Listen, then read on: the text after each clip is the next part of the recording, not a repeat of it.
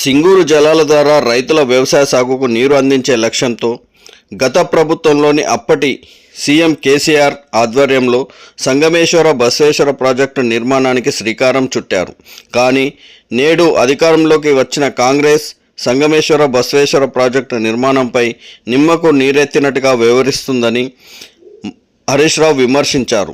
సంగారెడ్డి జిల్లాలో 4 లక్షల ఎకరాలకు సాగునీటిని ఇచ్చే సంగమేశ్వర బసవేశ్వర ప్రాజెక్టును కాంగ్రెస్ ప్రభుత్వం ఆటకెక్కించిందని వ్యాఖ్యానించారు. సంగమేశ్వర బసవేశ్వర ప్రాజెక్టుకు నిధులు కేటాయించి యుద్ధ ప్రాతిపదికన పనులు జరపకపోతే రైతులను కలుపుకొని పెద్ద ఎత్తున ఉద్యమం చేస్తామని ఆయన ధ్వజమెత్తారు. సంగారెడ్డి జిల్లాలో పాదయాత్ర కార్యక్రమం కూడా చేపడతామని ఆయన స్పష్టం చేశారు. కాంగ్రెస్ వచ్చినాక కొత్తగా వచ్చిందేం లేదు. కేసీఆర్ గారు ఇచ్చిన ఎస్డిఎఫ్ డబ్బులన్నీ వాపసు పోయినటువంటి పరిస్థితి. సంగమేశ్వర బసవేశ్వర ప్రాజెక్టు 4 లక్షల ఎకరాలకు నీళ్లు ఇచ్చే ప్రాజెక్టును ఇవాళ కాంగ్రెస్ పార్టీ దాన్ని అతికెక్కించింది, బంద్ చేసింది.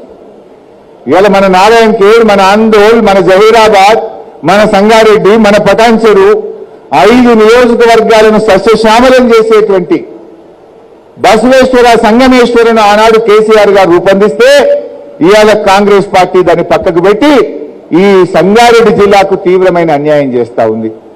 రేవంత్ రెడ్డి 2-3 సార్లు వచ్చిండు, జైరాబాద్కి వచ్చిండు, జిల్లాలో తిరిగిండు. ఒక్కనాడు సంగమేశ్వర మాట్లాడాడు, బసవేశ్వర మాట్లాడాడు. ఈ జిల్లా కాంగ్రెస్ ఎమ్మెల్యేలు మాట్లాడారు, జిల్లాలో ఉన్న మంత్రి అసలే మాట్లాడాడు. అంటే ఇవాళ ఎందుకు బంద్ చేసిండ్రు? అంటే మీ నల్లగొండల్లో లేదా మీకు కమిషన్లు వచ్చే ప్రాజెక్టులకి ఏమో పైసలు ఇస్తారు, మా సంగారెడ్డి జిల్లా, మా వెనుకబడ్డ బార్డర్లో రాష్ట్ర సరిహద్దుల్లో ఉన్నటువంటి మా సంగమేశ్వర బసవేశ్వరకు ఎందుకు నిధులు ఇవ్వరు అని చెప్పి ఇవాళ మా జిల్లా పక్షాన నేను ప్రశ్నిస్తా ఉన్నా.